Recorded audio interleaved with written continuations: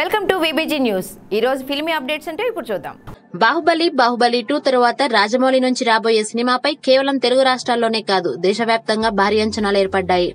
ఆ అంచనాలకు ఏమాత్రం తగ్గకుండా 300 కోట్ల భారీ బడ్జెట్ తో RRR చిత్రాన్ని రూపొందిస్తున్నాడు జక్కన్న. రామ్ చరణ్, ఎన్టీఆర్ మల్టీ స్టారర్ గా రూపొందుతున్న ఈ ప్రాజెక్ట్ విషయంలో రాజమౌళి ప్రతి అంశాన్ని చాలా కీలకంగా తీసుకుంటున్నారు. హీరోయిన్ల ఎంపిక ఇప్పటికే పూర్తి కావాల్సి ఉండగా తన అనుకున్న వారి డేట్స్ దొరకకపోవడంతో వెయిట్ చేయాల్సి వస్తోంది. సినిమాలోని పాత్రకు పర్ఫెక్ట్ గా సూట్ అయ్యే బ్యూటీస్ కోసం రాజమౌళి ఎదురు చూస్తున్నాడు. RRR కథ ప్రకారం ఈ చిత్రంలో మొత్తం 3 హీరోయిన్ల అవసరం ఉంది. ఇప్పటి వరకు పూర్తయిన 3 షెడ్యూల్స్ హీరోయిన్లు లేకుండానే కంప్లీట్ చేశారు. అయితే త్వరలో ప్రారంభం కాబోయే కోల్కతా షెడ్యూల్లో మాత్రం 2 హీరోయిన్ల అవసరం ఉందట. మరో హీరోయిన్ ఎంపిక తర్వాత జరుగుతుందని టాక్. రాజీ, ఉడ్తా పంజాబ్, గల్లీబాయ్ చిత్రాల్లో అలియా భట్ పర్ఫార్మెన్స్ చూసి ముగ్ధుడైపోయిన రాజమౌళి తన సినిమాలో మెయిన్ లీడ్ గా తీసుకోవాలని ప్రయత్నాలు చేస్తున్నారు.